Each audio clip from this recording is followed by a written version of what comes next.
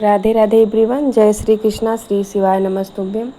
तो दोस्तों, इस वीडियो में हम लोग देखेंगे कि पितृपक्ष की अमावस्या कब है और उस दिन हमें क्या क्या करना चाहिए, कैसे पूजा पाठ करना चाहिए। तो सबसे पहले हमें हमारी अमावस्या पड़ कब रही है, तो ये पड़ रही 21 तारीख को। और उस दिन हमें सुबह सवेरे अपने पितरों के लिए कोई भी बेसन का या उड़द दाल का भोग बना के अपने पितरों को देना है। और पशु पक्षी, कौवा, गाय के लिए, सबके लिए बनाना है और सबको जगह जगह रख के खिलाना है। तो दोस्तों, अमावस्या के दिन सुबह पहले पूजा पाठ कर लेंगे। भगवान शिव को काला तिल डाल के जल में स्नान करा लेंगे। लड्डू गोपाल को यदि घर में है तो उनकी भी पूजा पाठ कर लेंगे।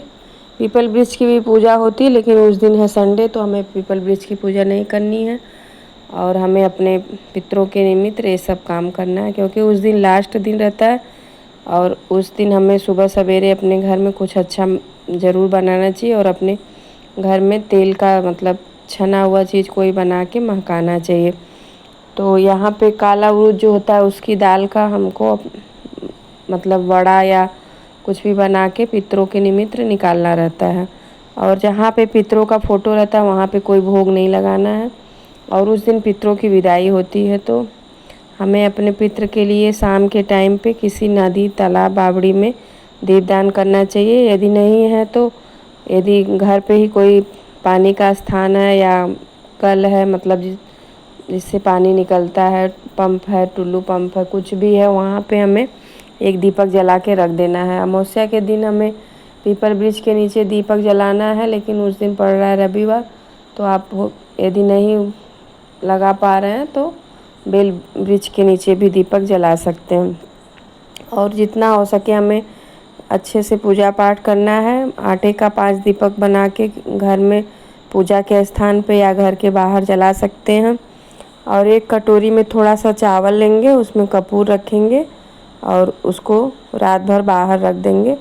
और सुबह में जब उठेंगे तो वही कपूर जला के और उसका जो चावल बच रहा है उसको किसी भी वृक्ष के नीचे डाल देंगे और वो पशु पक्षी खा जाएगा, उससे कोई हो नहीं। अमावस्या के दिन हमें सुनने में आ रहा ग्रहण भी लग रहा है, तो हम लोग को उसका कोई भी असर नहीं है, तो हम लोग को उससे कोई भी मतलब नहीं। हमें अपने अमावस्या के दिन पितरों के निमित्त जो भी घर में कढ़ाई उसको महकाना है।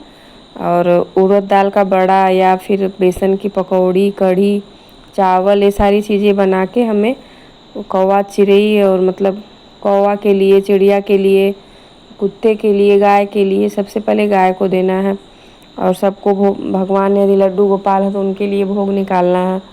और जितने अच्छे से हो सके पितृपक्ष की लास्ट दिन रहता है, तो उस दिन हमें पूजा पाठ करना रहता है।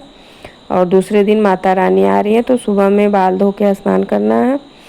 और उस दिन पितृपक्ष के दिन जो लास्ट दिन है, अमावस्या का दिन, उस दिन हमें सबकी जब निकाल लेना, जब खाना पीना सबको दे लेना है, पशु पक्षी, गाय को और पितरों के निमित्त निकालना है थोड़ा सा।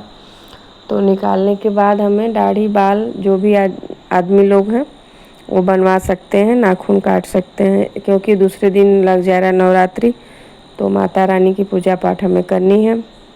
और औरतों के लिए भी सोमवार के दिन ही हम अपना अच्छे से स्नान पूजा करेंगे।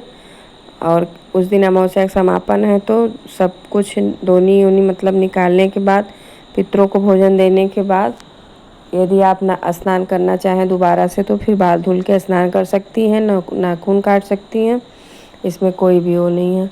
लेकिन उस दिन हमें उड़द दाल का कुछ न कुछ बना के अपने पितरों के निमित्त निकालना है। और घर के बाहर थोड़ा सा उबला पे जिसको गाय के गोबर का जो उबला रहता है उस पर थोड़ा सा कपूर डाल के जला के उसके ऊपर से घी और गुड़ और थोड़ा सा हवन सामग्री दे के पितरों को विदाई देना। क्योंकि बोला जाता है कि जो भी खाना बने वो उसी अग्नि में डाला जाता है, तो वो पितरों के निमित्त जाता है, उसको पितृ स्वीकार करते हैं। तो इसलिए हमें ऐसा अपने घर के बाहर ज़रूर करना चाहिए। थोड़ा सा कंडा जला के उस पर जो भी खाना बनाए उसको थोड़ा सा रख के और पानी से 5 बार आचमनी कर दें, तो ये हमारे पितरों को सीधे भोग लगता है।